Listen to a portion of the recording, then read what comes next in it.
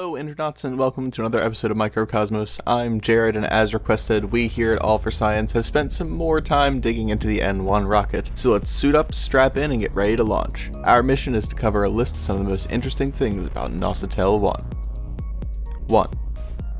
It's impossible to start talking about the N-1 without acknowledging its shape. It's one of the most striking things about the N-1 at first sight. Looming 105 meters tall, it resembles an obelisk more so than a rocket. The wide, near 17-meter diameter base tapers all the way to 11 meters on the upper stage. But apart from its silhouette, there are other striking differences in the design, especially for the layperson or someone only familiar with Western rocket designs in the Apollo program. The open interstages displaying the tops of those fuel tanks and in the surrounding lattice structure. The giant flaps at its base, which we'll get into later.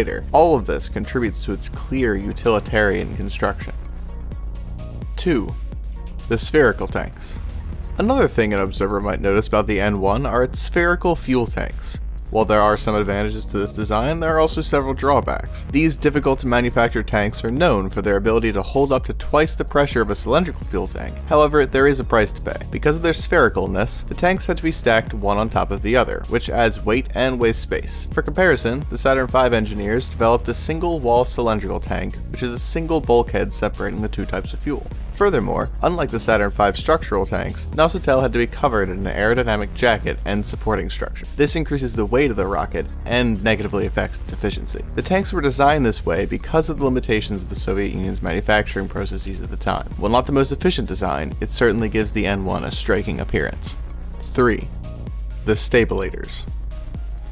These objects might seem familiar for anyone who has watched one of SpaceX's Falcon 9s come in for a landing. In the same way the Falcon's grid fins, which you can see here, allow for flight stability while descending through the atmosphere, the N-1's stabilators help keep the craft steady through its ascent. The stabilators were the brainchild of Sergei Belotserkovsky, who developed them during the 1950s. Belotserkovsky fins are essentially parallel stacks of planar fins, which are more traditional fins you might imagine on other rockets. However, Belotserkovsky fins use the parallel stacks of shorter fins to allow for a shorter chord, where the chord is the distance between the leading edge and the trailing edge of the fin. This means that the fin is stubbier and is tucked closer to the rocket. The practical upshot of this is it allows for finer control with less disruption to the aerodynamics of the vehicle. You might also recognize these same fins from the Soyuz, where they are used as part of the launch escape system. It is worth noting that this type of fin performs better than the planar fin at both sub and hypersonic speeds, but is outperformed by the planar fin during transonic speeds. Therefore, so long as the transonic stage duration is kept to a minimum, Belotserkovsky fins are the more efficient choice.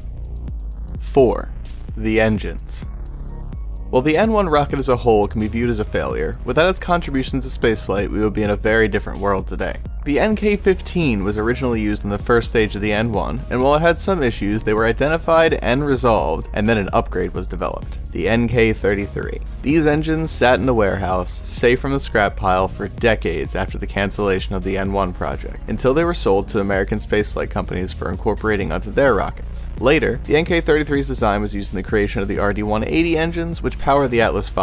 However, there still are NK-33s flying to this day. They are incorporated onto the upper stage of the Soyuz 2-1V variant, which has launched twice since 2013, with another launch slated for the third quarter of 2017. If you like what you heard today and would like to hear more, please feel free to give a like and subscribe below. And if you really like us, tap that little bell that pops up so you can be notified of all of our future videos. Also, if you're interested in more space content, you can check out our podcast, CosmCast, which you can find on iTunes, Stitcher, or any other of your favorite podcasting platforms, or by visiting the podcast section of allforscience.com. You can also keep up to date with everything we're doing at facebook.com/CosmCast. Until next time.